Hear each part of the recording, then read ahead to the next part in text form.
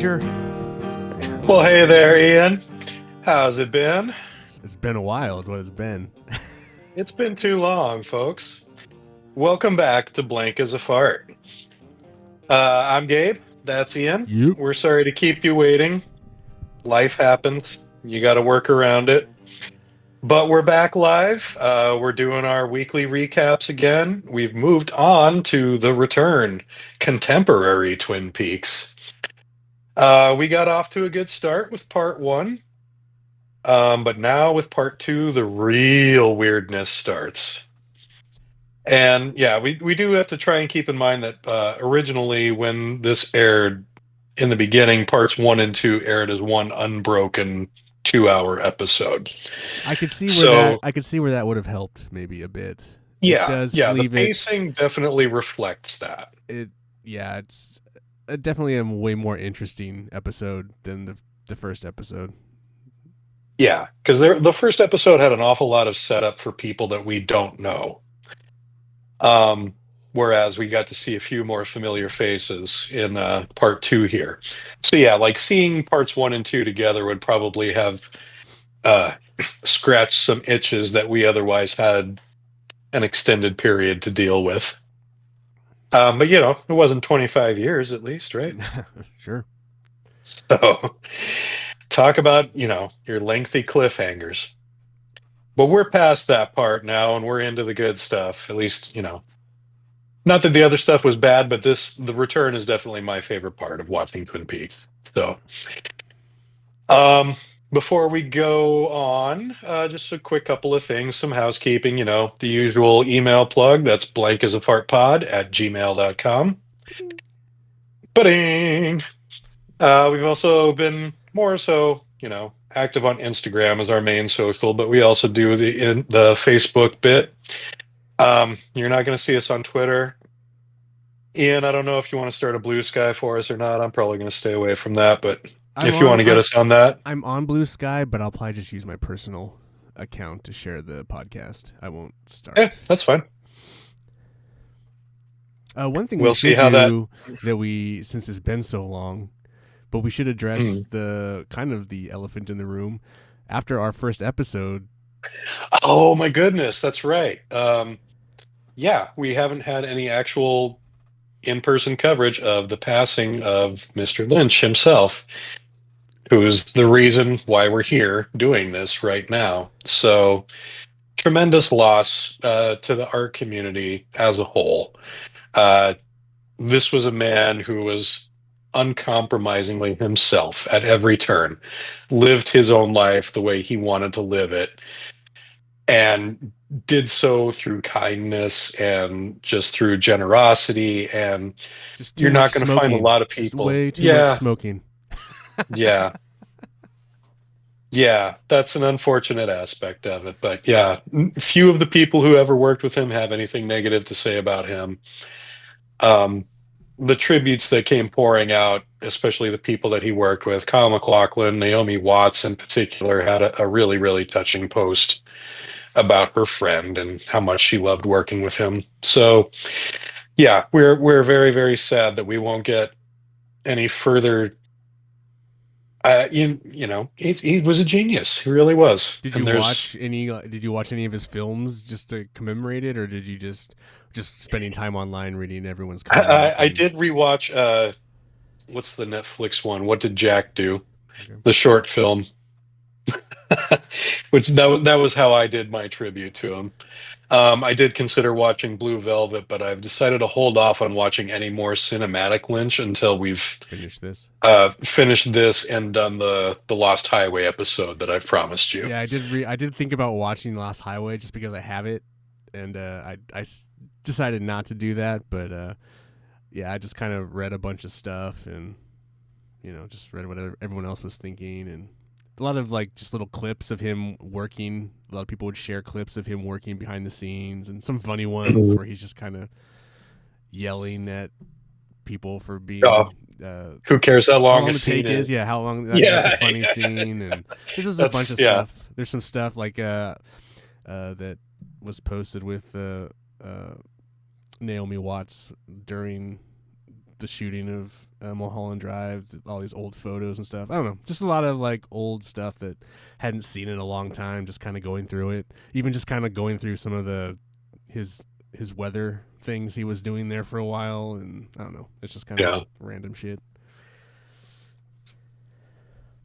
Yeah, I in particular kind of like the one, and I believe it's from The Return, so I'll probably see footage of it again in some later aspects. But it's him just staring at the drapes Right. as they're filming a scene in the red room and just watching them move in the wind machine. And he just turns and looks at someone and goes, "Look at how beautiful those drapes are! It's amazing." It kind of And made, yeah, and I kind of, I mean, I actually sent this to you, but like just kind of watching one of the films that I did, short films that I feel is pretty heavily influenced by Lynch for me, and just kind of seeing that and kind of picking out the things that, you know, the audio, like you get a lot of that kind of weird audio and like just very heavily influenced by his work in that short that I did. So like, you know, just kind of reflecting on like what he meant to me as a filmmaker and how maybe he touched me in however way that was. That's kind of what, you know. Yeah, and those influences were very apparent in that piece. So yeah, David Lynch, here's to you. Thanks for everything. We're gonna miss you on this mortal coil, but you'll live on through your art forever. Yeah, you left a lot of good stuff for us to remember you with. So. And we're in the process of it now, and Here we go. We've got a lot of road ahead of us. Yeah, we do. All right. So yeah, let's dig into it. Part 2. Here we go. Part 2 opens with a very stressed Bill Hastings in his prison cell. Dave brings Phyllis in to visit her husband, but she can only spend a few minutes in the cell with him. Phyllis tells Bill that George has said they've denied bail, sending Bill further into despair. He very forcefully swears to his wife that he was only at Ruth's place in a dream, never in person. But Phyllis is having none of his crap. She's known about Bill and Ruth's affair all along. Bill suddenly lashes out with the knowledge that Phyllis and George have been sneaking around as well, and maybe with somebody else involved even. Phyllis remains unmoved by this revelation, and she rubs it in Bill's face that he'll be spending life in prison before leaving him with a curt goodbye as Dave lets her back out of the cell. Bill's panic continues to rise as he realizes how well and truly screwed he is. Ruh-roh. The more I see of Matthew Lillard in this, the more I like him. He's so good. I do want to go back again to the scene last week where he's in the interrogation room, and you know how well he acts at lying to the police officer. Like you can straight up tell he's lying to the guy. But it's really, really well done. You just buy into him as this kind of hapless small town principal who is clearly mixed up in shit that is way above his head. I am curious how important this is overall. It'll tie together with characters that you already know. I'll give that to you. Okay. But that's all I'll say. Remember, that's not in Twin Peaks. Where are they? I don't think we've established where they're at. Yeah, no, it did in the last episode. They say the name of the town anyway. I don't know if it says. Are they in North Dakota as well? I mean, I think we pretty well established that they are here later on. Somewhere. So. Well, they're in South. He's in South Dakota. He has that thing of, or it is North Dakota, isn't it? Yeah. Yeah. But I think they say the name of the town in the first episode. Neighbor. They say the name of the town in the first episode, but I don't think they say where it is exactly. Yeah. I mean, there's some stuff goes on later that clearly they're within proximity to other characters. So, So yeah, let's just say North Dakota for now. In the lobby of the police station, George is walking in as Phyllis is walking out. She lets him know that Bill is aware of their dalliances and tells him she'll meet him later. Again, they both don't seem all that bothered by it because not like Bill's going anywhere. George goes on to ask Dave how Bill is doing, making nice small talk. as the camera returns to poor Bill sobbing in his cell before panning a couple cells down to find a very different occupant.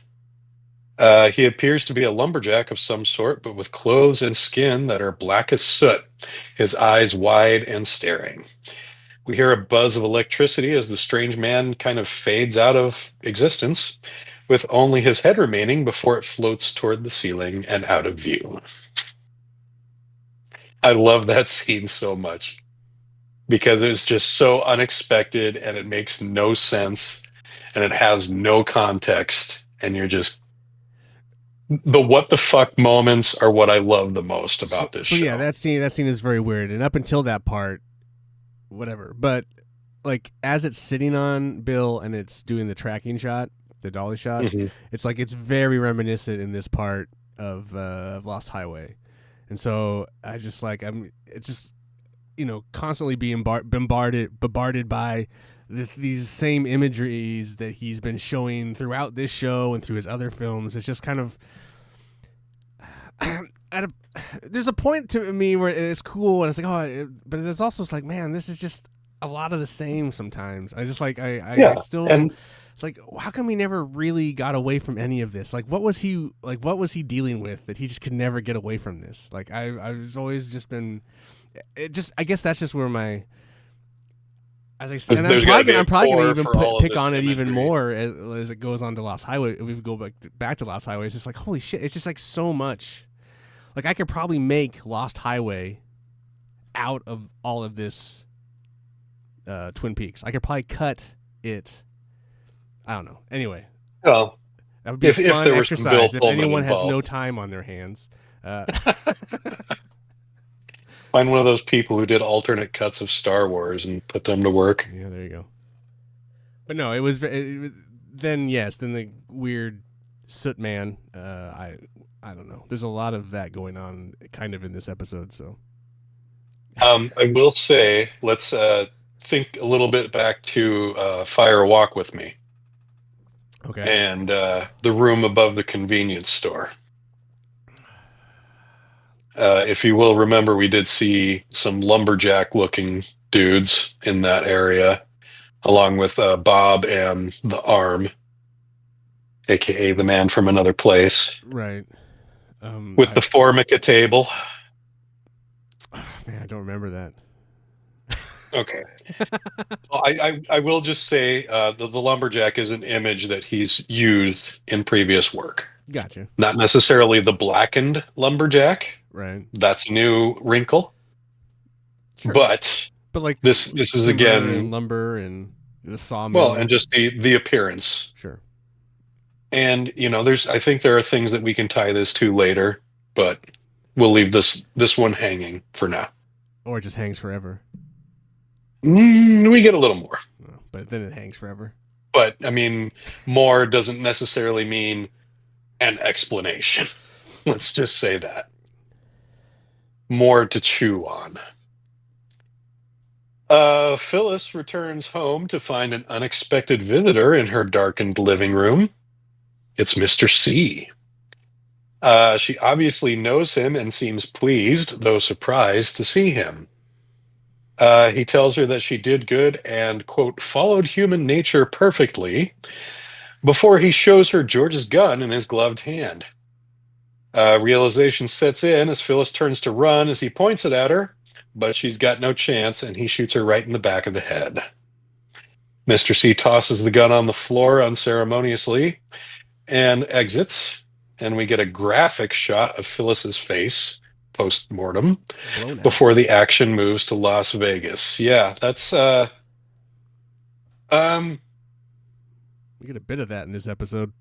We do. Yeah, and I don't know, I think maybe just like to drive home the importance of gun violence, I suppose, like cuz you don't really often get a very accurate depiction of the results. Gabe, that's what I often think when I'm watching Pulp Fiction, and the handgun goes off in the car, and poor Martin, Marvin,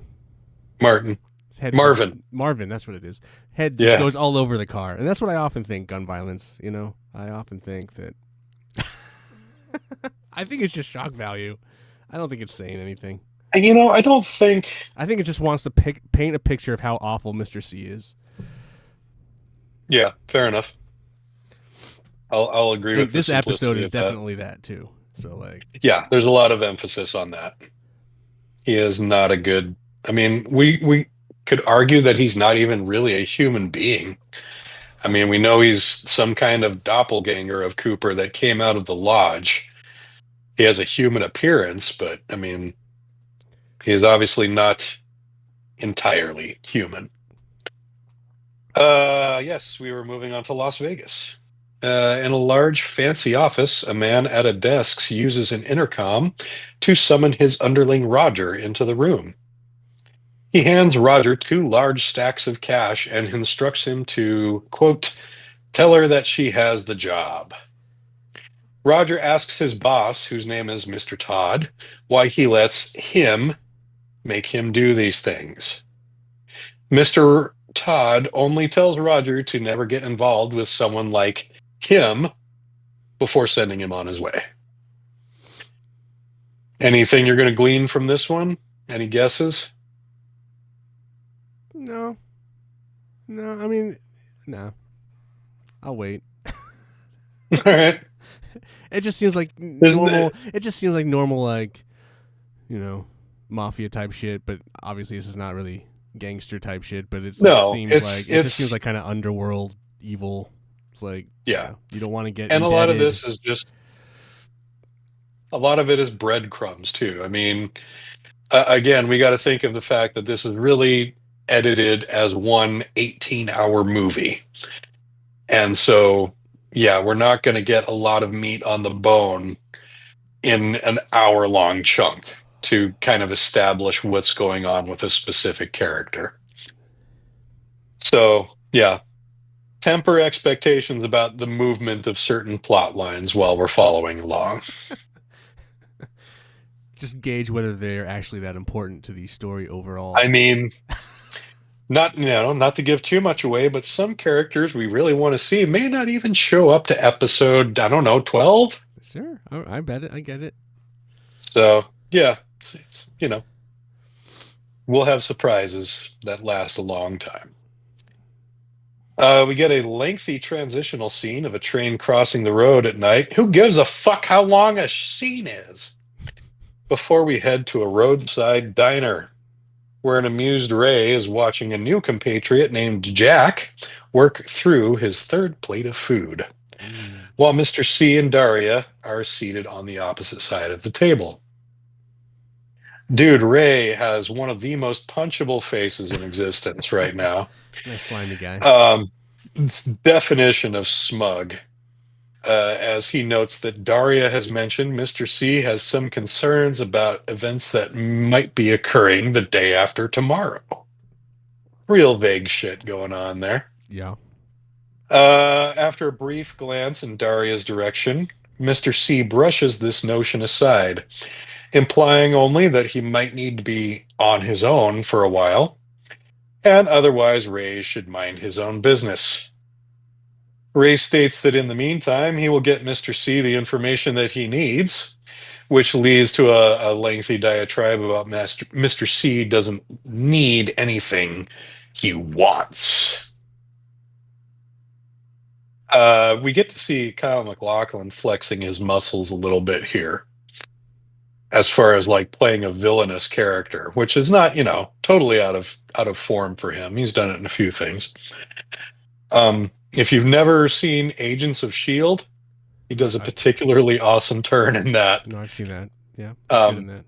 Not necessarily you, but our audience as well. I'd give it at least the first 2 seasons so you can see his stuff before you give up on it. One thing I thought that was interesting is while they're sitting at the dining table, you hear the train again. I don't know if that matters, but there is they kind of stop and they hear it.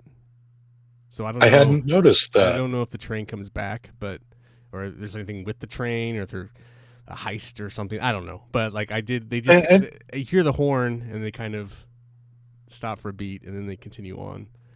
Maybe it's just a way to continue to tie it to that establishing shot, which, that's fascinating that you noticed that, because Gabe, it's definitely something I didn't catch. the log lady and Hawk earlier in this? Isn't that scene earlier in the show? We haven't talked to. It's right now, Oh, is it? actually. Okay, all right. It follows this scene. Yeah. Okay. For some reason, I thought that was before. We do have a little bit more here, though. Oh, okay. I thought that was like off the top for a minute. Nope. I don't think I missed anything on this one. Hopefully. But yeah, Ray's point of contact for this information is Hastings' secretary. We're starting to tie some stuff together here. Although we did just see Mr. C shoot Hastings' wife. Ray's face and tone seem to indicate that he believes Mr. C's desire for this information gives Ray leverage over him, and that he might try to work that to his advantage. We'll see how that plays out for Ray later. Mhm. One of our famous point of view shots of a late night stroll in the forest with only a flashlight to guide our way fills the screen. We cut to the log lady dialing her phone, and then back to the flashlight to hear a phone ringing. The person with the flashlight is Hawk. The three of them, Hawk, Margaret, and the log, all appear to be riding the same wavelength, as they believe that something will be happening in the forest tonight. Margaret tells Hawk, "The stars turn and a time presents itself." Margaret laments that she's too ill to join Hawk on this journey, and he promises to report back what he sees over her offer of coffee and pie. That's the so I don't know if this matters, but on the Amazon or the Stars, like it has a little description Uh-huh. for the show, and the description is the stars turn and a time presents itself. That's all the description is. Yeah. That's the way all of your episodes are going to be. Those are the only description is essentially what's considered the episode title.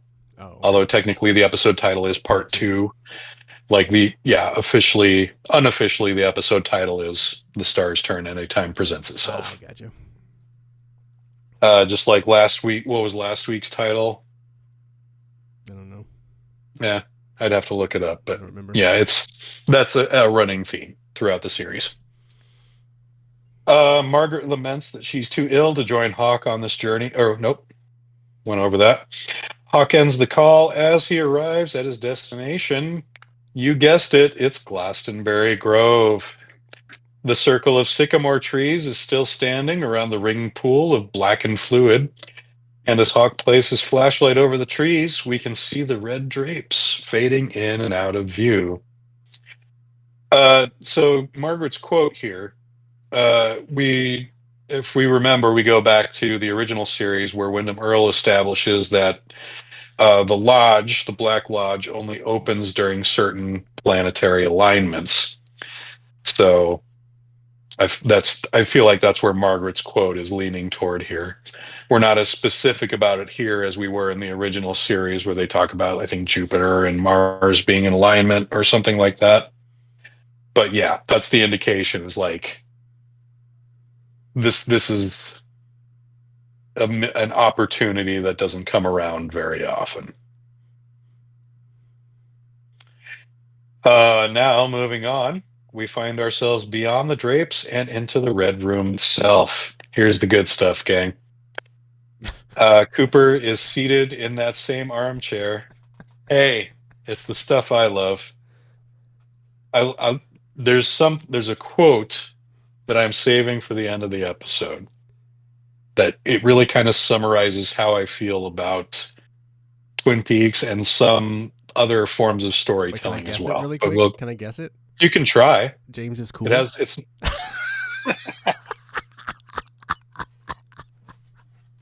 Anyway, go ahead. Oh, and that's the last fucking line of the episode. It's the quote I love from this episode. It's great. Yeah. You don't even get to see how cool he is in this episode. Cooper is seated in that same old leather armchair in what we'll call the lobby. And in the closest chair to his left, we suddenly see Mike, the one-armed man.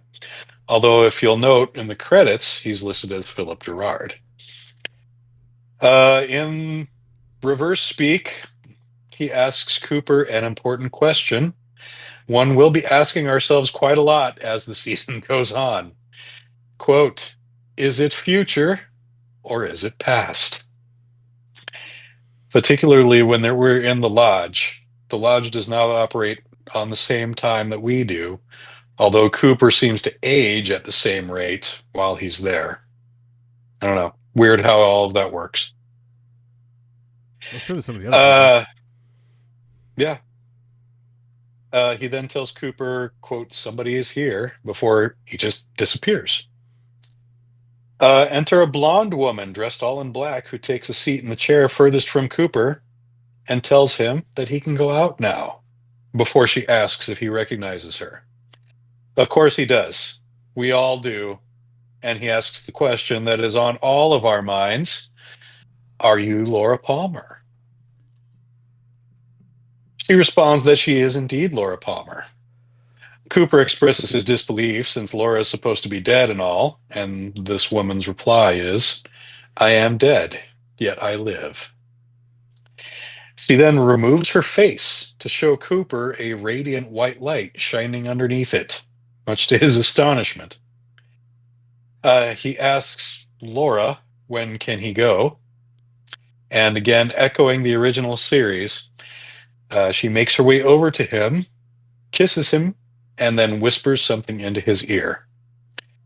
It's hard to read his expression at what she's telling him, but to me, he seems kind of distraught.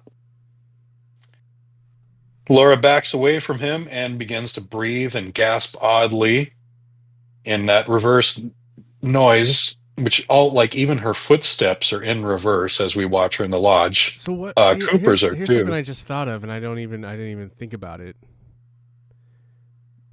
What is her dialogue in reverse? What do you mean? Their dialogue in reverse, because he goes, "Can I go now?" The first thing she says, "You can go now," as if that's the last thing she should say, but that's the first thing she says in the Oh, scene. as if the phrasing is in reverse as Yeah, well their as phrasings. the words Like she themselves. comes I've never examined it that way. because I'm watching it too when I was watching it, and like she's walking forward, but then she goes to put her hair back, but what she's really doing is she's putting her hair forward because she would have put it back. There's like Right. things that are. And so Yeah. I kept Like, questioning, like, well, because then why isn't she walking backwards and stuff? But then what if? But then just right now, I was thinking because I always thought it was weird. You can go now, but then he asked the question, "When can I go?" And now I'm just sitting here. I'm thinking, like, what if the phrasing of that whole scene is backwards? Anyway, we can look it's at that some interesting. other time. Yeah, I just watched Tenet again the other night, so it's funny that because there's a couple of scenes that operate exactly like that. So funny you should bring that up. Anyway, sorry. Um, yeah, moving on to like more real weird stream of consciousness stuff. Laura, yeah, kind of. We get the noise of wind, and before we see the drapes billowing and flapping, Laura appears to begin flapping with them in a strange and supernatural fashion. She lets out a very, very Laura-like scream as she continues to flap away up into the ceiling or sky or whatever is above them in there. The drapes across the room from Cooper also begin to billow upward and finally blow up and away, revealing the zigzag floor extending into an endless expanse of black with a white horse visible in the distance. The perspective rapidly moves to and past the horse out into the blackness. We see a brief shot of the floor shaking in the camera before we immediately go back to this exact same scene of Mike asking Cooper, is it future or is it past? It's difficult for me to verbalize these scenes.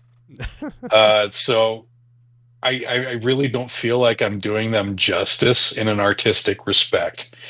So if you're not watching along, if you're just listening to me describe these scenes, I would highly encourage you to actually go and watch the episode because it's an experience. Not only like seeing, but hearing. Well, yeah, when you watch this, watch it in a dark room, like watch it like you're watching a film, like you're in a theater. Just try and make sure it's the only thing holding your attention. because it's going to have you asking questions that just never occurred to your mind before. Cooper looks away from Mike to the other side of the room where he sees Mike standing in the corner, beckoning Cooper to follow him out. Cooper does so, and they head down a drape-lined hallway before making their way into the next room, where there stands a pumpkin tree. A pumpkin tree. I call it the brain tree. That's not a pumpkin. That's a big fleshy lump of brain. It's not a brain either. That's what it looks like. It's a glob. It's a big pink loogie. Mike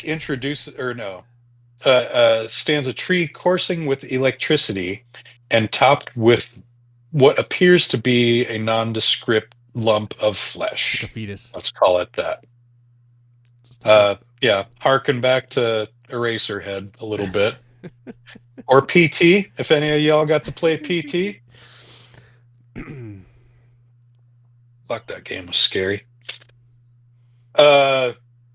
Mike introduces the strange object to Cooper as, quote, the evolution of the arm. And as we all remember, the arm is the man from another place, or the little man. I believe we already discussed why Mike Anderson does not appear in the series, so I won't go into that whole story here. But let's just say, I kind of feel like some of this, at least, was David Lynch just saying, fuck you, I can replace you with a tree.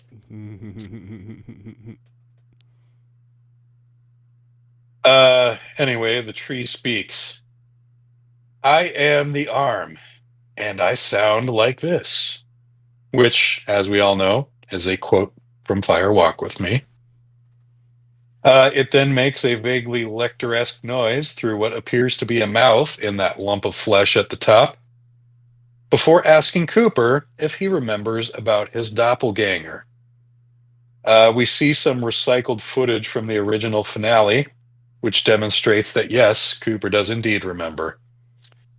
The arm then tells Cooper that the doppelganger must return to the lodge before he can exit it.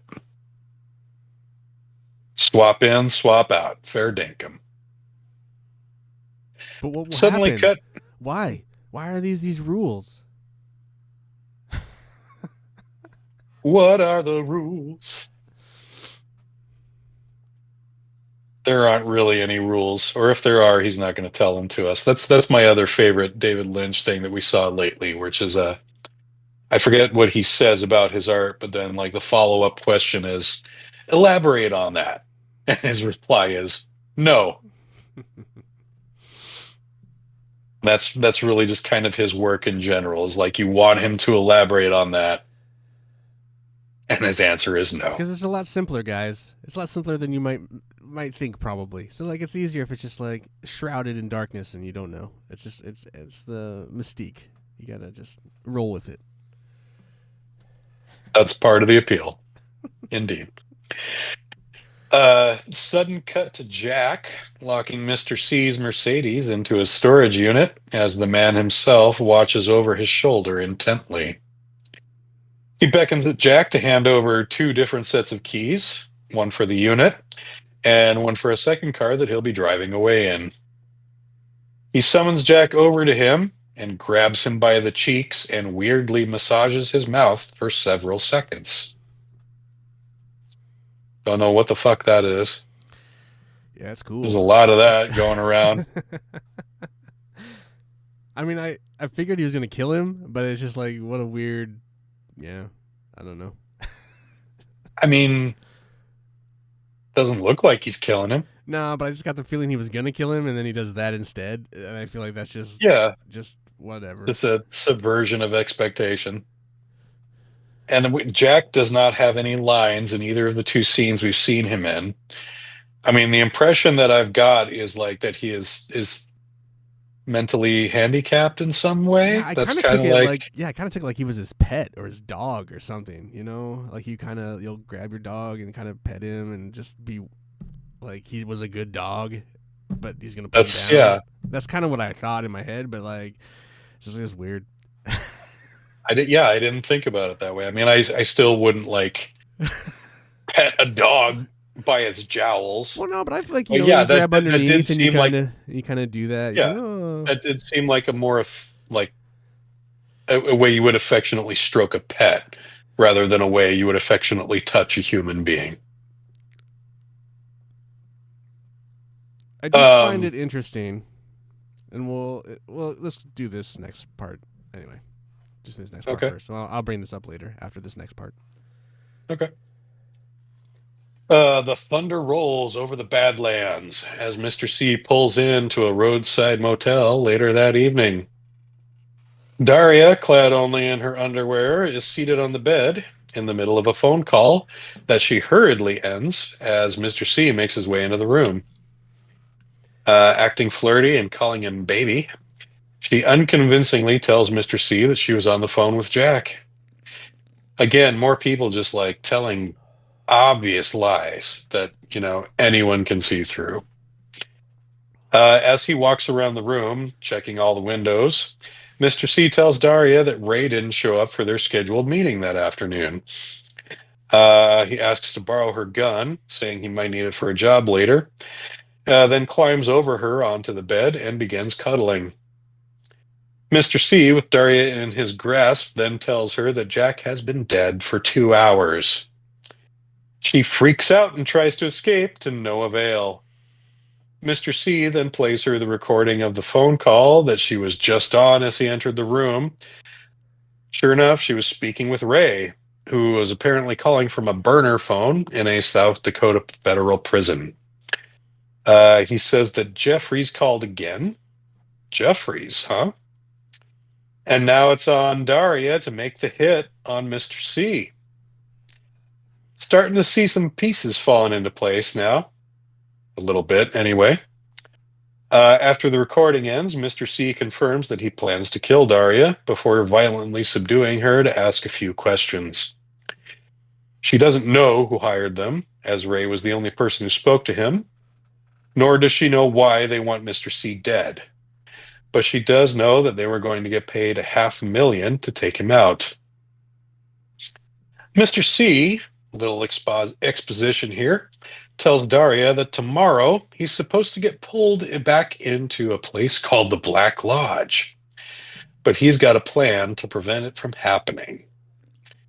Ray's shenanigans seem to be complicating this plan of his, however. Mr. C asks Daria if Ray got the information from Hastings' secretary. Specifically, he seems to be looking for a set of coordinates. From his pocket, Mr. C pulls an ace of spades and shows it to Daria. It's defaced with some kind of blobby symbol with a couple of pointy ears at the top. Looks a little bit like the symbol we saw on the ring from the Owl Cave symbol. Although, like, far more bloated, kind of like a tick filled with blood.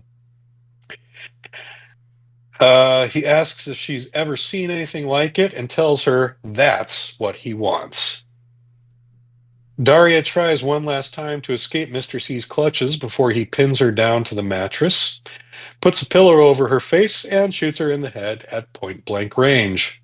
Well, he hits her again. We get violently hits her again. Oh, yeah, a couple times.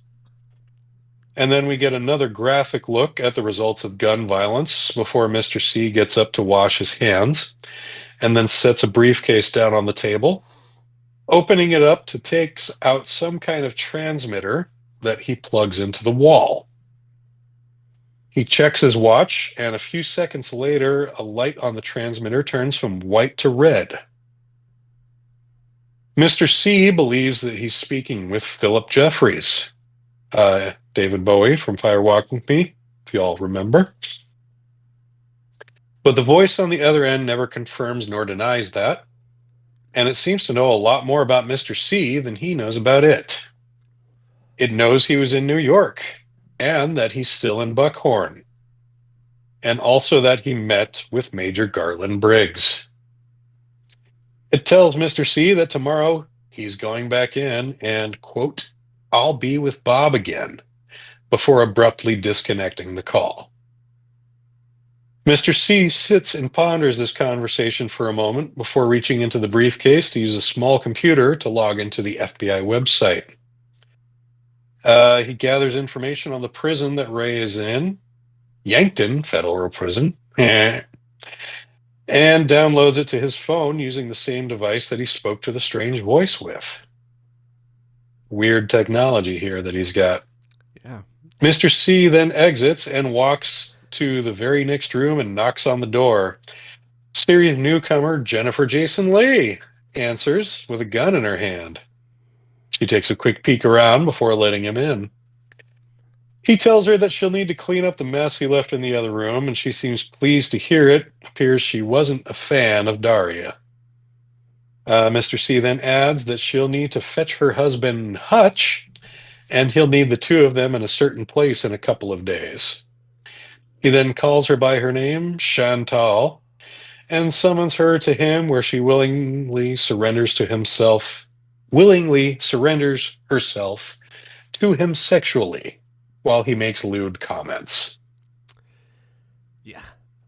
So what I find interesting in this episode is that he brutally kills the women and then off screen kills the dude. And then one is very sexual kind of in nature.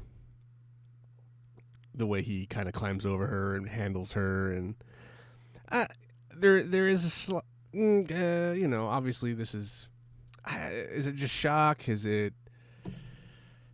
using one's your view on violence on women is against it shock? you?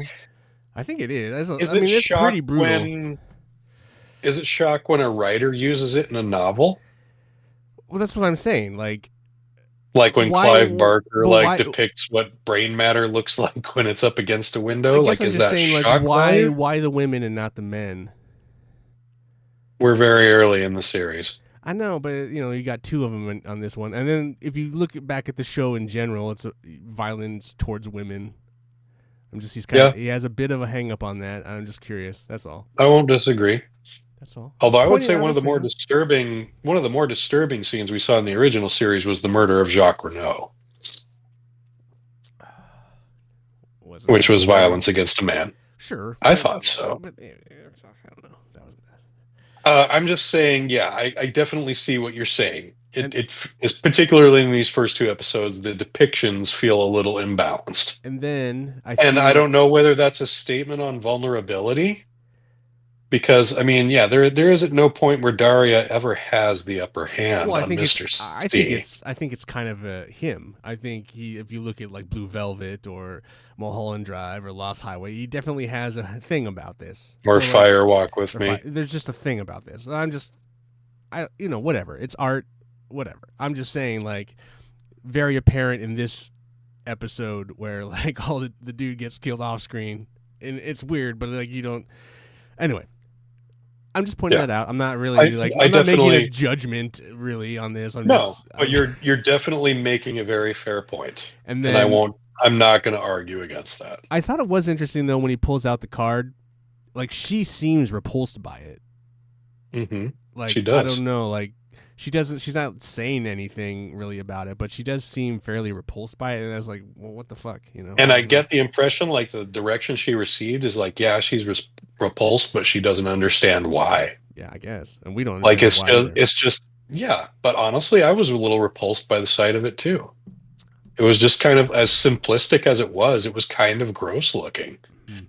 And I don't know if that's just the way it was presented, but it felt like a corruption of something else. It's pornographic, much like what was happening in that room. Yeah, it's just it's Mr. C's presence in the natural, his very presence in the natural world corrupts that natural world around him. And not just in like physical, but also in metaphysical ways, like the personalities of the people that he draws into his orbit. Sure. So yeah, it operates like a kind of gravity, the evil that he has. It's just like the concentration of evil in him. Yeah. It is also then, then just the scene then after with Jennifer Jason Leigh and the just the perverseness of that. Like he's just getting off on the fact that he just killed this Yeah. woman probably, and then now he's Yeah. needs Again, to like finding that inextricable link between sex and violence, right. But Bush said there's no sex and which, you know, violence. but is there no violence in sex? That's the opposite There question. you Uh, Here's my favorite part of this whole scene. It's the phone call. go. Oh yeah. It's the mystery of this person on the other end of the Oh, line. that phone call. Like, yeah, Mr. C going into this, like, again, like, you don't ever really see the expression on his face change, but like the questions he approaches with and his tone of voice in the beginning, he really feels like, he's got the upper hand here. He's like, oh, yeah, I know exactly what's going on. I know what's going to happen here. And then suddenly he gets thrown for a loop. Right. And then, like, you see him off balance, which you haven't seen yet. This is like the first time we were like, okay, Mr. C is not in control of the situation. Right. And something is, something is working against him actively. And then I think the thing that just kind of here's the funny thing, and this is Lynch like just not giving any fucks, but like the technology used to do this, like the Windows tablet with the keyboard, Yeah. it has this, and then the screens that are designed and like it says whatever it says the database, and it says download, and you would just supposedly you would just click that with a mouse and it would, but he types in a bunch of stuff, but there's just some funny stuff going on there that just seems like, oh my god, it's like this, it's supernatural technology suddenly. it's just like there's other stuff wrapped into it, like a ghost in the machine that I don't know. Yeah. And that's not the last time you're going to see something like that. Like supernatural manipulation of technology is apparently within Mr. C's power set here. It's just funny. It is kind of funny. It's comic booky in a way. Yeah. It gives him a super villain kind of aspect to his character. I just wish it was done a bit more believably. I don't know what that is, but it just looks so corny. But it's fine. It's what it is. Yeah. Oh yeah, not a lot of dialogue in these scenes.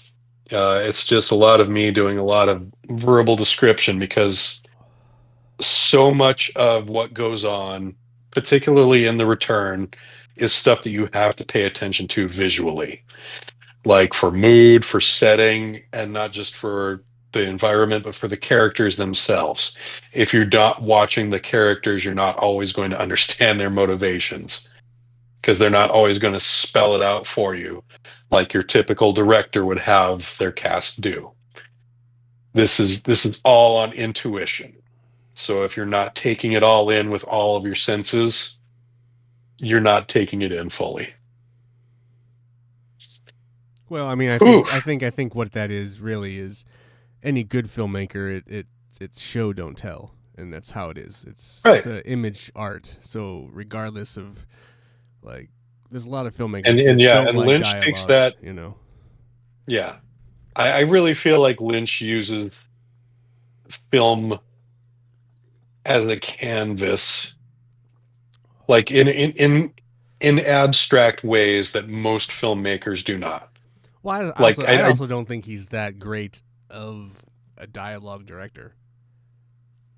Really, it's not his strength for sure. Yeah, his strength definitely lies in his ability to visually depict a story.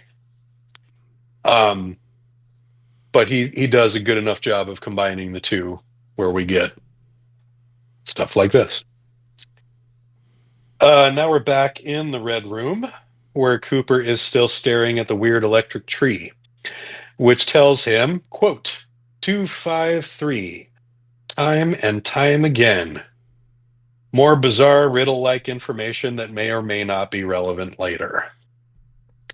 It then repeats Bob's name several times before urgently telling Cooper, go now. Cooper exits the room with Mike, but this time finds himself alone in the hallway. Upon attempting to enter the next room, he finds it blocked and heads back the way he came. This time now, the room is empty, and he heads across it to find another exit and another hallway, back to that endless maze that we remember from that previous finale. On into the next room, which is bare, save for a single chair with a single occupant. It's Leland Palmer. Yeah, he looks sad, although in a very strange way, almost like a puppy, kind of like you were suggesting earlier. And he has a single simple message for Cooper, quote, find Laura. Cooper exits the room in a slightly different fashion, parting through the trees and parting through the drapes instead of heading for the exit. Electricity buzzes, perspective shifts wildly. Next to the arm, Mike proclaims something's wrong. The arm's response, my doppelganger. Of course. We did see a doppelganger of the arm with the weird blue eyes in the finale. Cooper is in the hallway again, this one with an armless bust at the end of it. He approaches that end and parts the curtains to find a view of the real world. It's a highway in the daytime. Cooper's perspective is from very high up in the air. Cut to a shot of Mr. C driving and checking his watch on that very same road that Cooper is watching.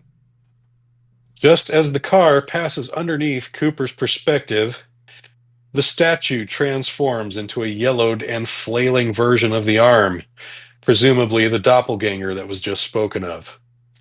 It shrieks unintelligibly as the floor begins to shift underneath Cooper's feet. As the evil arm bellows the word non-existent, the floor parts to reveal some sort of water underneath it, which Cooper plunges into as he loses his footing. He falls briefly but violently, landing with a hard smack onto a glass cube mounted outside of a skyscraper. Bum, bum, bum. Ooh, connections! He then appears to melt through the glass and floats through a hole in the wall into the same glass cube that College Boy was watching in part 1. Cooper appears weightless within the cube, floating around as he looks around the room. We see from his perspective that the couch is empty and the door to the outer room is open. We rerun a couple of scenes from part 1 that reveal that this is all happening while College Boy is searching for the missing security guard in the lobby, and Tracy is trying to con her way into the secret room. Just before the sex scene. Just before sex. Back in the room, we see Cooper getting pulled out of the cube. I really can't explain how this is happening. It's like he's like if you were to shoot a camera at a television, it does this like distance thing where it like right, but it does like that like frame by frame by frame with that weird and then it sucks loud him back clacking forward, sound, and then does it back out again, and it's like basically trying to suck him out of the box. It's just but it's such a fascinating way to edit. It's something I've never seen before or since, and there's an effect. It is, well, I mean, it is, but why?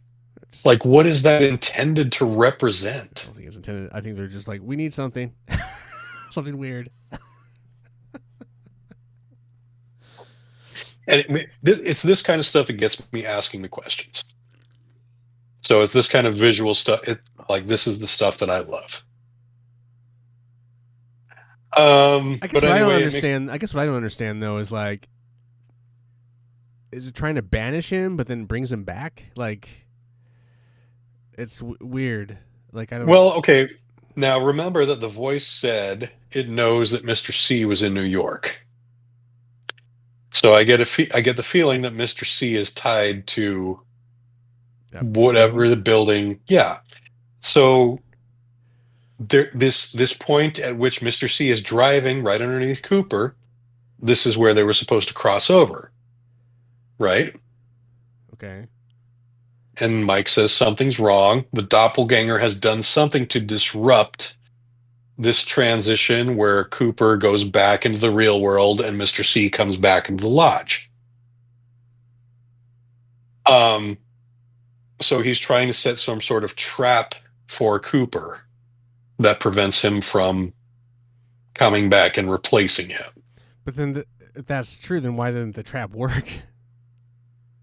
I mean, it does, Kind as of, far as we can for a tell, moment. for a moment, but He gets sucked back out of it. he does. And that's not necessarily what Mr. C had in mind, I'm thinking.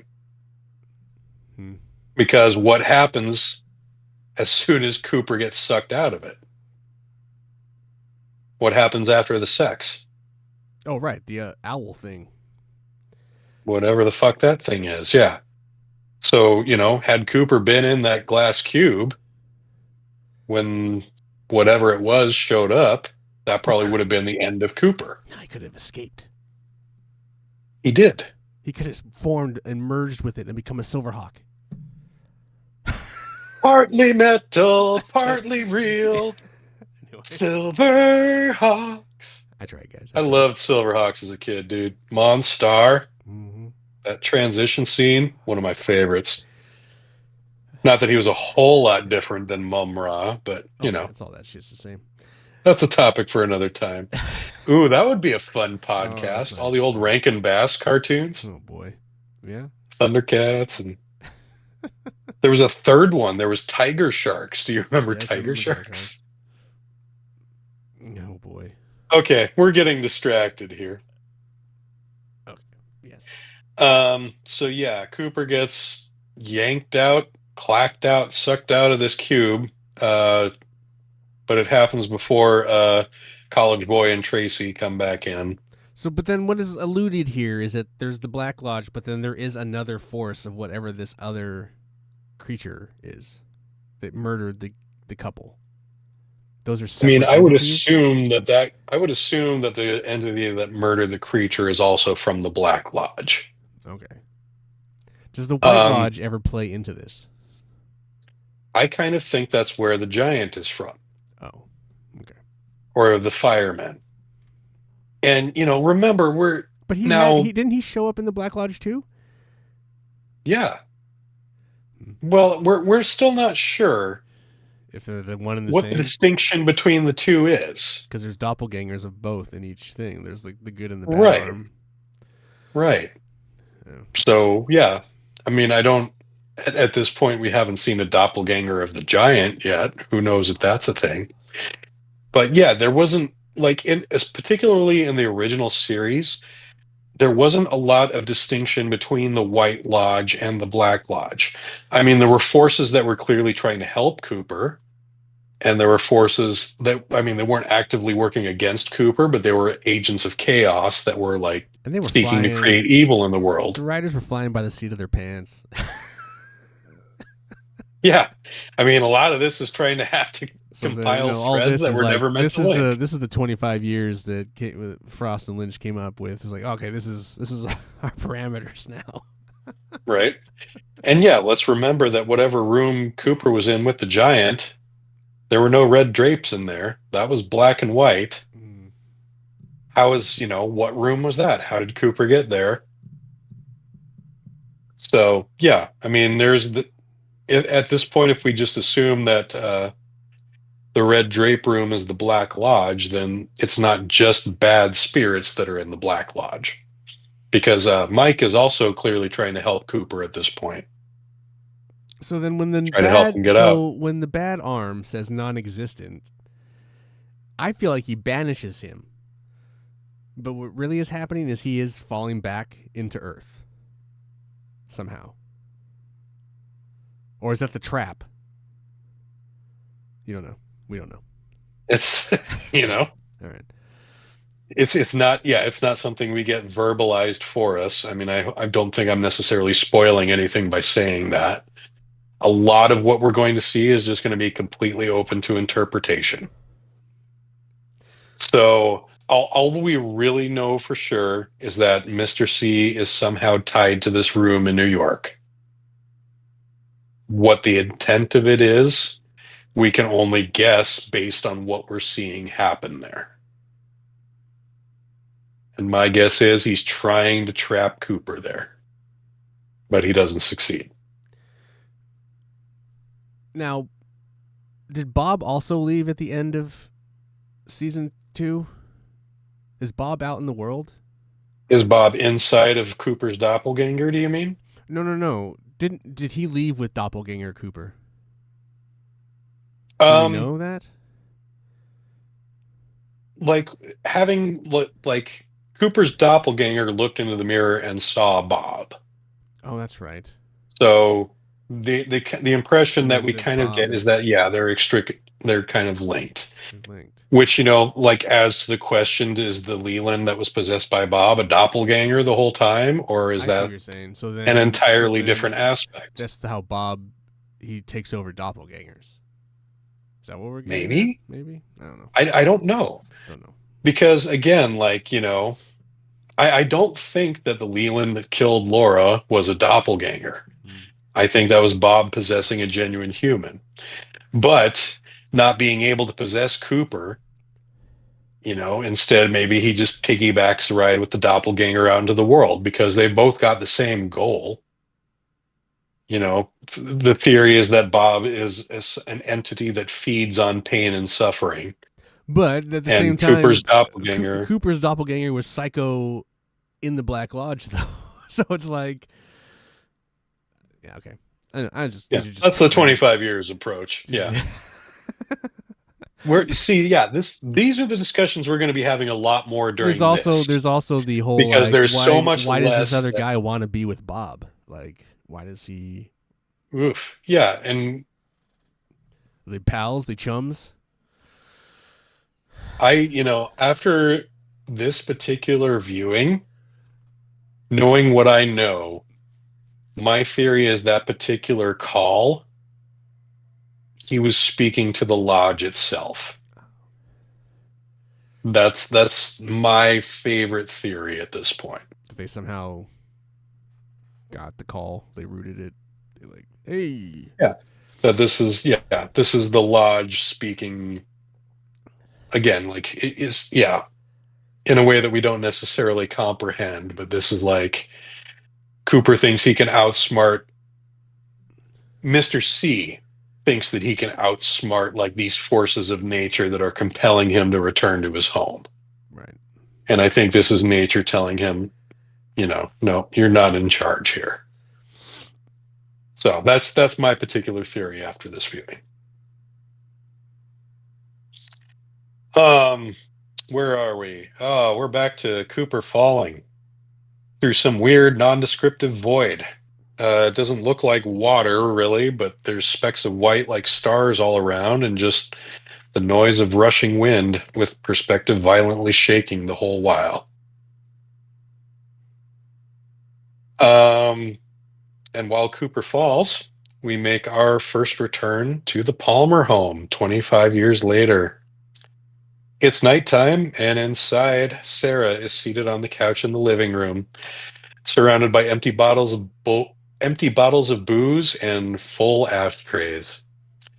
The decor of the house itself is largely unchanged, except for the addition of a large flat-screen television on which Sarah is listlessly watching a rather graphic documentary about a pack of lions taking down and feeding on a wildebeest. What's your take on this scene here? Is this just like someone in the throes of depression for 20 years? Just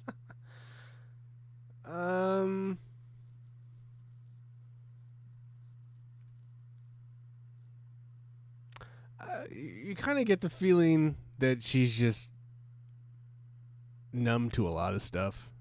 I think, I think because I'm watching that thing get eaten, and it's just like that's graphic as fuck. And she's just kind of like, yeah, and like when it's grabbing its snout and like eating it and shit, it's just like holy fuck. And then there's like this moment there's a couple things here. There's the shooting her, but also kind of shooting the mirror, so you see it through the mirror. It's a good shot. Mm-hmm. But when you can see what she's seeing at the same time, right, and see her expression as she reacts. But then also just the way they ended on like the light in the wildebeest's eye, like it kind of looks like its soul goes away. It's kind of creepy. Mm, So anyway, mm-hmm. but I think it's just like the effect this show basically all this shit had on her. It's just where she's ended up, and it's just kind of sad. It's a brief, but it's one of the more impactful scenes of this particular episode. Does she get much to do, or is it just like a check-in? Here, this person is fucked. This is not the last you'll see of her. But she doesn't have like some redemption arc.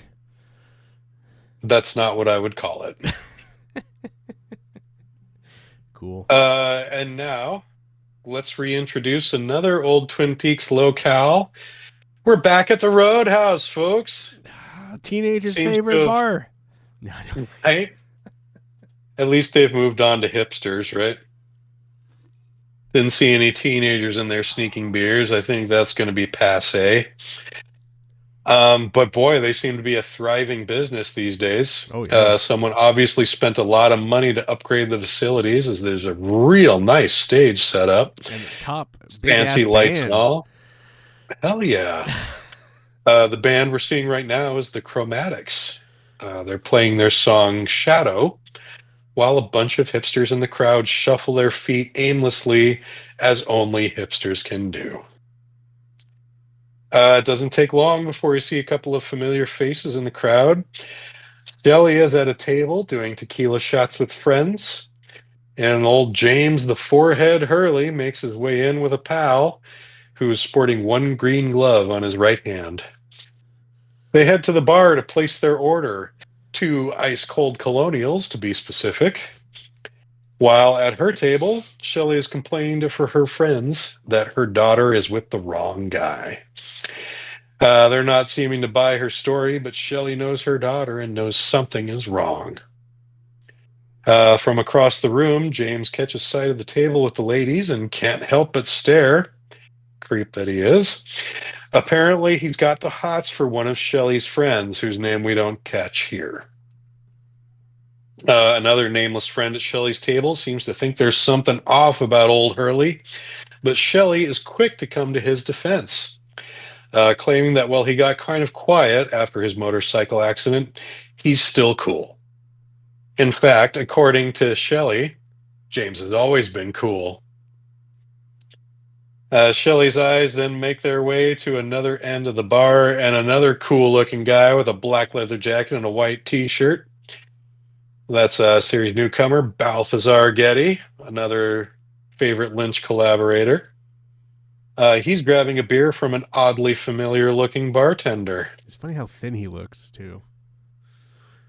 The bartender? No, Balthazar. Because like in Lost Highway, he's a bit muscly. Kind of little... Oh. His appearance is a little more stocky. And in this, he looks like a thin old man. I'm not thin, but I mean, he just looks thinner. Yeah. I was like, is that really him? But it's been a while since that movie. He's like gray hair and shit. It's just funny. Time waits for no man. Clearly.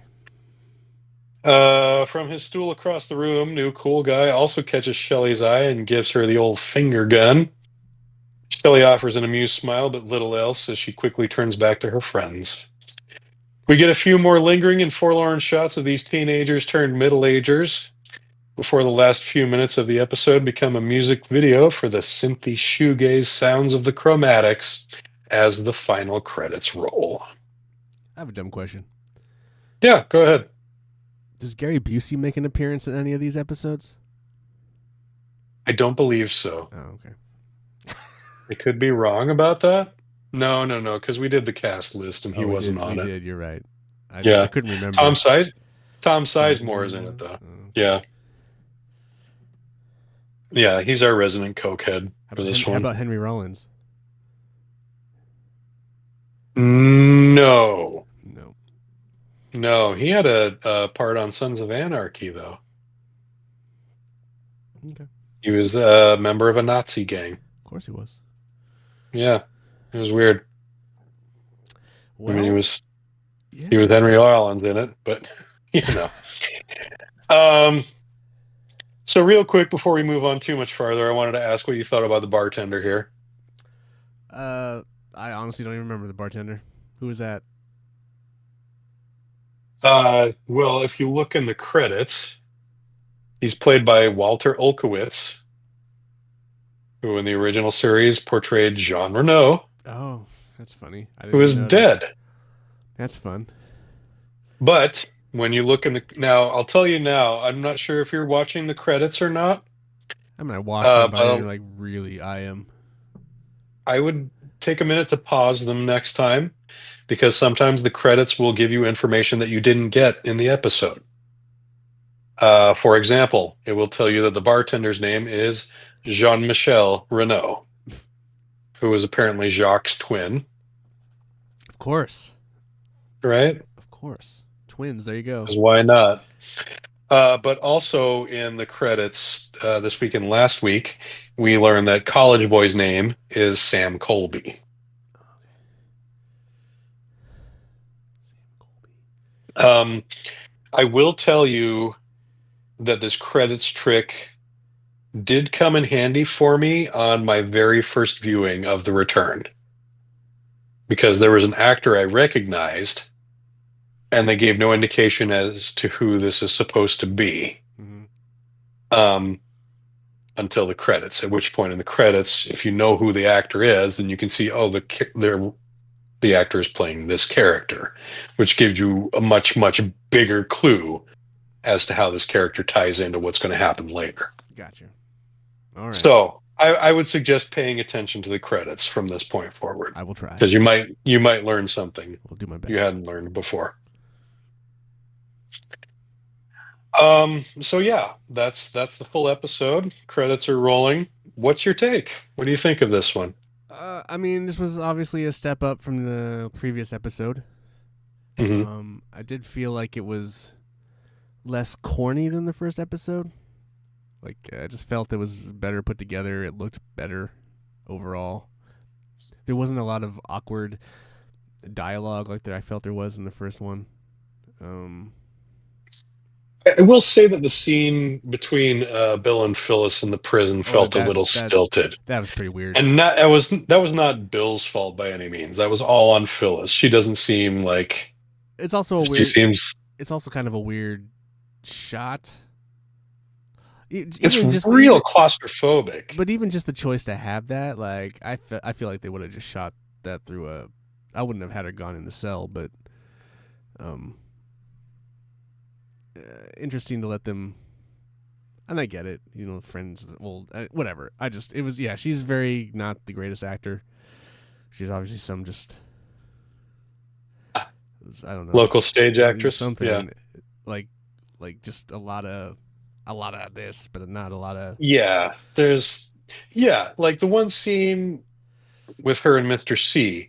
Like she does a good job of conveying surprise and familiarity in just that one line that she has in that scene. But that's also But staged in better, this, and it's not a lot. She doesn't have to do much on that. yeah, We're more concerned about what it's just Mr. C that is particular going to do. scene. Yeah, but that scene with her and Matthew Lillard, it doesn't feel like a natural conversation, and that's 100% on her.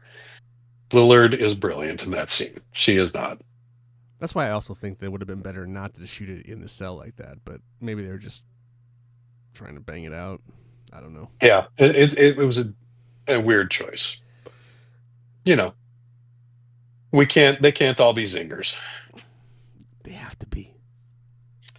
Who are you anxious to see at this point? Like, who are you really waiting to find out, like, from the original series, like, what's next for this character?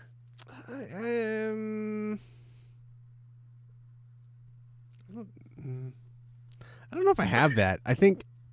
Do you have like a favorite townsfolk character from the original series? Like a townsfolk character? Well, as opposed to I like mean, Cooper I miss, or the. I miss Leo. I'm not gonna lie. I'd like to know. I'd make a whole series just on Leo. I don't know, man. I don't think so. I'm kind of. I'm not really super into. I like seeing the old characters, and I would like to Mhm. see where that kind of goes. It doesn't seem like they're giving them a lot. Like they're just kind of like whatever this new story is kind of more of the focus than obviously. Hopefully that'll change a bit, but it does seem like they're more dressing than main course. I don't know. I don't know. It just seems like more weird. It just seems like more Twin Peaks to me, and Mhm. it doesn't. I don't know if I really care if I would have to see some of the old characters. I mean, it'd be cool to see what. I forget who's even we said now. Looking back at like who we all talked about who was in this show again. Who we've seen so far? No, but the cast list of who's returning. Oh, okay. So I'm trying to remember like. I mean, I'm curious to see what Shelley's been up to. Does she get more to do? She a character? It's not the last time you see her. Yeah. Not the last. See, that's what I mean. I feel like they don't have. Aside from Coop, which of the characters has is a part of the show, like a big part? I mean, Not. define big, you know? Like how many characters were a big part of the show I previously? mean, like all the girls. Would you consider Shelley a big part of the previous series? I guess you're right. I mean, it was always about like this stuff was only tangentially related to Laura. Like these were just people who kind of drifted around Laura's orbit But and just then- kind of passed through Then her none life. of these characters are tangentially related to what's going on in Rock. What is it? Buckhorn. Buckhorn. You know, I feel like. So like, are we just gonna get a lot more new characters? I wouldn't say a lot. I'd say we're probably from here on out we probably see more returning characters than we see new characters. But it's really just how this story But somehow that's- intertwines with that. I think he does a pretty good job of bringing all of the settings together in the end, or at least pieces from them. Because how much of this is just fan wank? Here's a character, but has nothing to do with this story. Like how much of that is there? Like most of the stuff you see in Twin Peaks. See, that's what it's kind of like. That's what I'm afraid of. Like, and if that's the case, then how much? But of this again, is like not, how much But how much of that is not how much necessary? bearing then? did Shelley have on the main plot of the original series? Like I don't mean that's to keep fine. going But back like, to Shelley. So we have Shelley and Bobby fucking over Mhm. Leo, and then Leo was a big part of the Wyndham Earl stuff, and the fact that that was like, I mean, it wasn't done very Yeah. well, but it's So like, we have tangents here and there. We have threads that I mean, connect. Leo became to a other huge threads part of that that connect. story, like, and he's not a part of this, but like he was a big part at the I don't know, end. huge Pretty part. big, killing people and spiders and Wyndham Earl's bitch. It's pretty big. Who did he kill after he got shot? He didn't kill anybody. Remember, he Setting tried to places- save Shelley. Setting places on fire. That was all before he got shot and became simple. I'm just saying, Simple dude, Jack. I'm saying he did a bunch of stuff. I mean, He did. He's yeah. basically the He's one. a bad dude. He was fucking Laura Palmer. Who wasn't? I'm just saying, he's big. He's a quite essential part of Twin Peaks, and yet he's not a part of it. I'm heartbroken. No, and his mom still cast the show, and she couldn't get him in anyway. So, That's crazy. That's crazy. yeah, what are you gonna do? I would have a cave. I would like have a cabin in the woods, and like you go in, and there's like this like skeleton bound with little cages. Like the spiders got out and ate him. Just an odd ode. Anyway. No, I Just mean, a little coda for just Leo. Leo. Just his little rat tail on the ground. I don't know. Anyway. Webs holding it to his skull. That'd be hilarious. No, I'm just curious about these. What are these new creatures? Are these creatures the evil creatures? I'm more interested in. I think, yeah, I'm more interested in what Oh, it's trying yes. to put forward than what it's going the back is not going back to the past is not necessarily something I need. You're not big on the nostalgia trip I mean, like a lot of people are. I do like that stuff, and if I mean, it really was the selling point. but Like this, without the I mean, Audrey's marketability not of in the show, so nostalgia. obviously that doesn't Yes, matter. she is. Oh, which one's not in it? Oh, it's Donna. Donna's not in it. So I Yeah, guess I'm waiting for Audrey, which will be in and I out, right? guess It'll we be are. like an episode or something, right? I will say that Audrey appears in more than one episode. Oh my god, 2 episodes. That's all I'll say. But moving on to this quote I was talking about. And this, like, ever since I read this, like, this has kind of rung true to me as for a lot of fiction that I watch and the stuff that interests me the most. So, specifically, like the stuff in the Black Lodge or the Red Room. And this quote, it comes from Grant Morrison. For our audience, Grant Morrison is a comic book writer. They had a long run on X-Men in the early 2000s. And they did some crazy stuff with the concept of the Phoenix Force. And so I have this trade paperback of the tail end of the run. And so at the end of it, it has his notes, his script notes, and his thumbnails to tell this story, which is a pretty wild story. So this particular note that he has in the script is, we are witnessing the deeds of creatures operating at the edges of human comprehension. And I don't know how many of you have read the Stephen King novel It.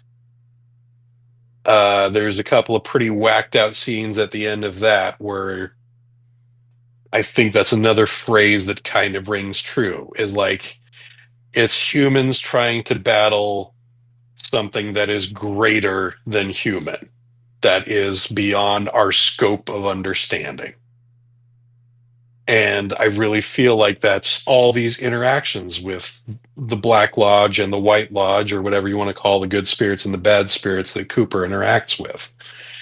It's like these are beings that operate in a way that we Sure. can't understand, Sure. I mean, that that's we have fine. no frame of reference for, and You this can- is the best Right. data that our brains can produce for us. It's good versus evil, and you're basically trying to figure out, we're trying to follow Coop on him trying to get out of the lodge and, stop the bad guys. Ultimately, is what this is all it is. And then there's this layer of metaphysical or crazy or whatever you want to, whatever kind Yeah, of these superheroes, guiding forces. demons and angels, whatever you want to call it. He's Mhm. putting his own mythology to a tale as old as time, basically. So I get Right. that. That particular phrase, I feel like, kind of sums up the way I see that sort of stuff and why it fascinates me. Yeah, I mean, Is because I'm one of those humans that wants to understand beyond the limits of understanding. You know what I mean? I just don't think they should have called it Twin Peaks: The Return. They should have called it Twin Peaks More. Twin Peaks the extension. Because I mean, Twin Peaks the embellishment. I just think it's funny if it doesn't really take place in Twin Peaks that much, aside from the stuff that goes back to the characters. It's just, well, I mean, of course, some of it does. yeah, but not enough. I mean, right? Twin Peaks has a very clear link to the Black Lodge. Right, so the locale final battle itself. has to be right back at the Sycamores, right? The big CG effect on battle between Thanos and Cooper has to happen at the the forest there. You have some pretty cinematic expectations there. I don't have no, but that's just a joke. But I mean, right? Is it all just going to lead back to there at the end? Ultimately, is that what? I guess I will wait and see. I mean, I guess that's what I'm just in it for, just to see how it wraps up. Because Isn't that what we're all in it for? That's it. I just want to see how it all wraps up. I don't really care what characters come in. I just want to see how this story concludes, I guess, ultimately. You got me in through the slow march of the first 2 seasons. Now we're doing the the upgrade season. I just want to see how it wraps up. Is And it, I'm going to comment on how long it takes and if it really needed that. That's how it's going to be at this point. you can't really think of David Lynch stories as having a conclusion. I mean, well, yeah, no, I get that, but it's going to have as much of a conclusion. I mean, it's definitely a definite conclusion. That's, I mean, he's not going to come back and make another round, So, Well, not now, but rumors I've been hearing indicate that there was at least the rumblings of a plan to return back to it. oof. Yeah, that's. I mean, So I guess Mark, Frost. it's Mark Frost is still around, so Still it's not around. too late. And we know how much Jennifer loves being part of the universe too. So who's to say someone else can't pick up the torch? There's still plenty of juice left in that tank, as far as I'm concerned. Whether they'll do it justice or not, that's another story entirely. But I mean, really, a lot of what this is built off that final season, though. Kinda, the whole. I mean, they really started to formulate the I lodge in think that last most of it season. is built off of that last episode, Yeah, honestly. yeah. It's just Like that is really where most of I think people who are the hardcore fans, even more hardcore than myself, are in agreement with me that those are the most intriguing aspects of the series, are those metaphysical, and most of what we got of that was in that series finale. And it's ironic that the last episode of the series was what hooked people the most into wanting more of the series.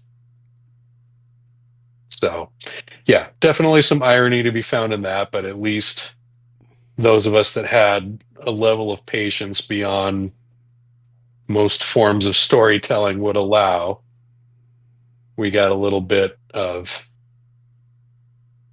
I don't know if it's satisfaction necessarily, but I mean, were you we happy got with another. the end of the return, or is it just, or are you Oh, just like, oh fuck, here we go again? ah, I don't, I can't honestly say that I was happy with how it ended. No. And then And would I you have think I've wanted mentioned more? this absolutely. Oh, Yes, I was not satisfied. oh, that's Like rough. that's why I was unhappy, is because I was not satisfied. Um and that's a big part of why I wasn't happy with the end of the original series too, Mm. is because I had too many questions left unanswered.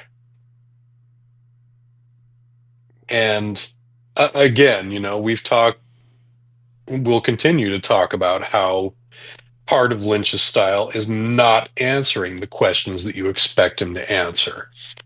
Or if he does, then he does it in a way that leaves you with more questions than you had in the first place. And so that's what we see a lot of in The Return. It's like, yes, he does solve some of these cliffhangers for you, but he leaves you wanting even more at the end. And I don't think he's wrong in that approach. I really think he's right, and that's how good art lives on. Good art doesn't explain itself. Good art lets you continue to formulate your own explanations. And then as your life experience changes and as you grow in your knowledge, that interpretation could be something entirely different 10 years down the line. It's not a static binary thing. It's a constantly in motion, constant fluidity. Boy, am I rambling now.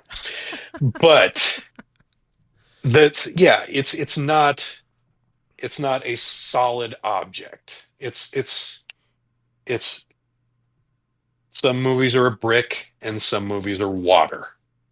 Like this is chaotic, windy, tempest-driven water that we see in Lynch's filmmaking versus the Legos of Zack Snyder. Sure. Sure. Oh, That's boy, that sounds nonsensical. I'm sure that's going to seem like complete gibberish if I go back and watch this episode. But you get what I'm saying, what I'm trying to say. I think the way I heard it a long time ago, compared to two different artists, but like still using good artists, is in why Steven Spielberg was a bad choice to direct Kubrick's AI.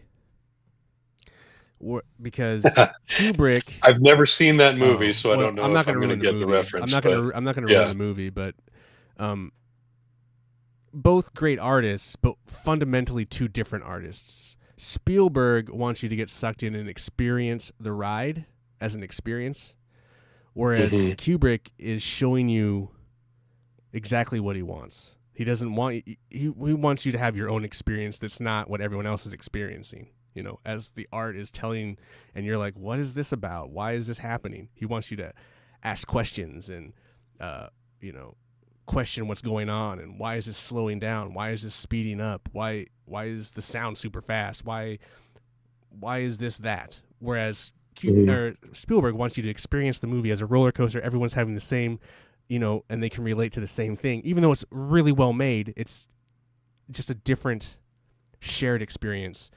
While more, Art for the and it's masses really versus hard. And it's art for art's right. It's two sake. different types of art, still both art, but one Yeah, is trying but one to is one's yeah one is one geared toward being a commodity. or just entertainment and just fun or just a shared experience, whereas the other one is going to affect everyone else differently. Like Yeah, everyone's gonna come out with and be talking about it and thinking about it in a different way. Not everyone's gonna be like, dude, that shark attack of the was crazy, man, so real, you know.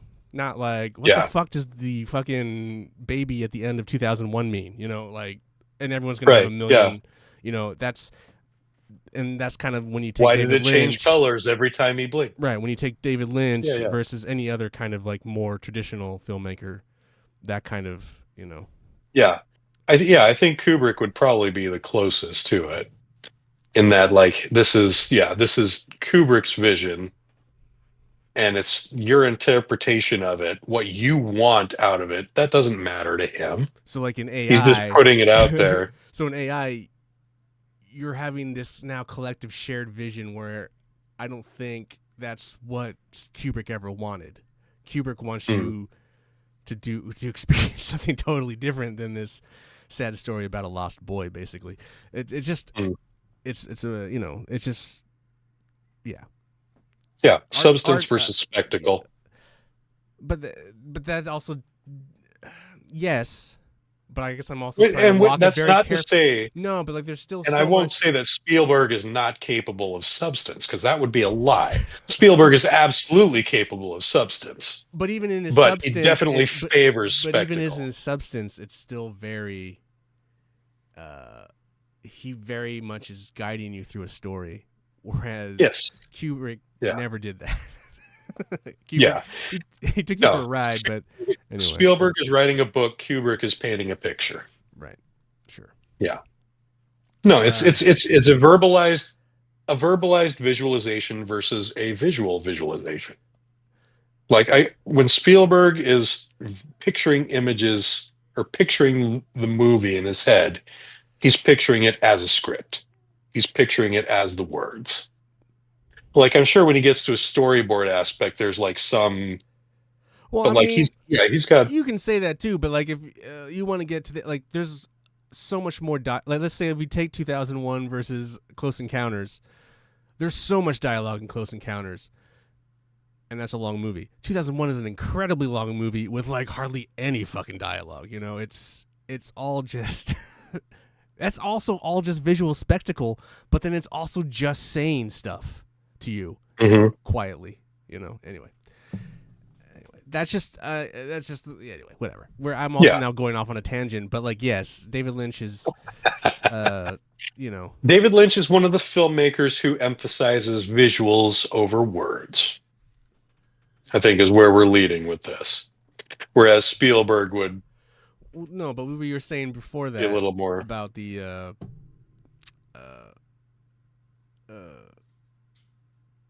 the artistic nature of his lens and his eye versus more of a traditional Hollywood filmmaker.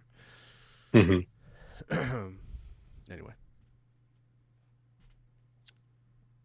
So yeah, not a lot of trivia units that are specific to this particular episode. If you go to IMDb, all it really does is talk about the whole Michael J. Anderson incident, which I think we've covered that enough, and it's really unfortunate, and I don't like to give that guy any more attention than he deserves, which is none. So it's unfortunate as visual, as key a part of the original series as he was from a visual aspect, but yeah, I'm not sure how necessary he is to the storytelling. So. I mean, a tree could do his work, so. And we never do get any kind of indication as to who provided the voice of the evolution of the arm. I hope it's Nor do we get any credit for who provided the voice on the other end of the line for the call with Mr. C in this episode. Which again, I don't know. Yeah, I mean, we did talk a little bit about how badly that creeps me out. Just like the highly distorted, kind of low-pitched voice at the other end that knows everything about you, but you know nothing about it. It's just, coming from some other world. The man.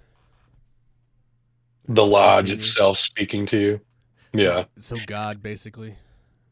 It's God. Or Satan. It's either God or Satan. Or both. Are we sure they're different? So yeah, I think that's all I've got for this week's episode. Cool. No specific notes about cast or about trivia, like I said. Yeah. I've just emphasized like the things I like about this episode again. It's the beyond human comprehension stuff that really intrigues me, and that, like, how do you express something that is beyond human comprehension? And it's not necessarily always beyond the comprehension of all humans, Sometimes there are artists that are out there expressing things that they can comprehend, but other people can't. And they use that art to try and seek understanding. Maybe more people should look for comprehension. Is all I'm saying. Might be a better world if they did. Ask questions instead of pointing fingers? Yeah. No way. Yeah, that sounds right. What are you putting forward? Something a little too progressive for our extraordinarily capitalist society, I guess. I've always preferred the term progressive because progress is moving forward. Doesn't seem like it lately. Because no one allows it. Regressive. There is no progress these days. Cool. But let's not get too bleak at the end of the episode, shall we? That's where this is where we go to escape. So anyway, do we get any watch-alongs today? No live followers? There's a bunch of views, but no comments. No comments today. People popped in. People popped in. Well, thanks for watching along. We hope you enjoyed, and we've got 30 plus episodes of other material that you can enjoy on any of your favorite podcast apps. Just search Blank as a Fart. We're the only game in town with that name. So we have the fortune of being the only thing you come up with on that search. But yeah, we like the video approach. You can find us on YouTube, but you can also find us on Spotify, iTunes or Apple Music Podcasts, whatever the hell they call it these days. Audible. I'm sure there's some other low wherever you go for your content that steal the feeds from. Anyway, right. I know Stitcher's not a thing anymore, but no. But if you just Google Blank as a Fart, it'll pop up. Yeah. Us or just a still shot of Walter Olkowitz from Fire Walk with Me, because that's where it all comes from. One last quick shout out to friend of the show Domer, who provides our theme music. Name of that tune is Big Old Dead. That's from the solo album Domer, which is an old project. I will hype his current project, which is a band called Night Brunch.